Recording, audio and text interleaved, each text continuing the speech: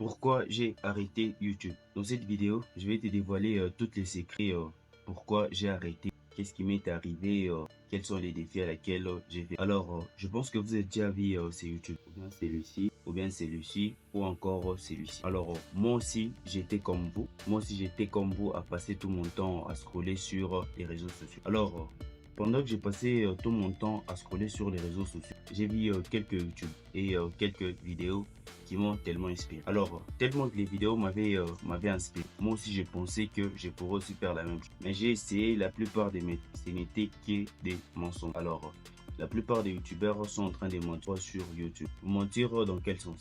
Et vous montrent des résultats. Vous poussent à vous lancer. Mais ne vous dites jamais les conséquences, ne vous dites jamais les difficultés qu'il y a lors de la création d'une chaîne. Alors, dans cette vidéo, je vais partager avec vous toutes les règles, ou bien ce qui se passe sur YouTube. Numéro 1, pour ne pas tarder. Numéro 1, nous avons des youtubeurs divertissants. Les youtubeurs divertissants sont des youtubeurs qui créent tellement du contenu et mettent beaucoup des histoires pour ne rien dire. Alors, une fois que vous voyez leurs vidéos, ils attirent vraiment l'attention. Mais si vous suivez bien les fonds de leurs vidéos, ils ne disent absolument rien du tout. Ils sont tout justement là pour vous divertir. Et ils créent du contenu au quotidien. Donc, ils ont plus besoin que vous restez beaucoup plus longtemps sur leurs vidéos et ils ne donnent jamais de la valeur ajoutée. Donc, je n'ai pas dit que tous les youtubeurs sont comme ça, mais la plupart sont des divertisseurs sur les réseaux. Mais il y en a d'autres qui donnent réellement du contenu, et il y en a d'autres qui donnent beaucoup plus de la valeur ajoutée. Mais la plupart de ceux qui donnent vraiment du contenu réel ont peu de vues, mais ceux qui sont là pour vous divertir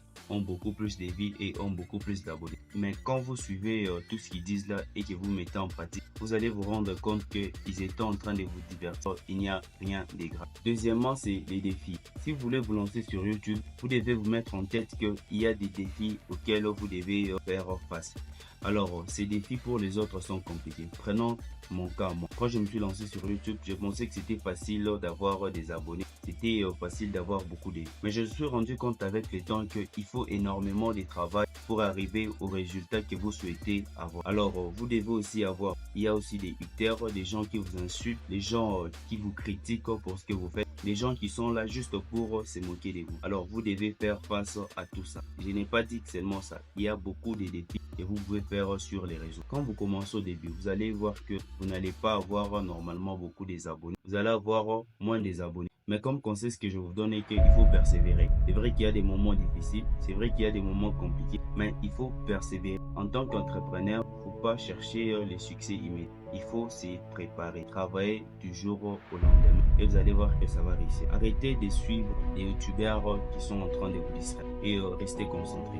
Si vous voulez devenir créateur du contenu, ce que je vais vous donner comme conseil, c'est que premièrement d'abord, il ne faut pas hésiter. Il faut se lancer directement et passer directement à l'action. Une fois que vous passez à l'action, vous allez voir que plus vous avancez, plus vous apprenez.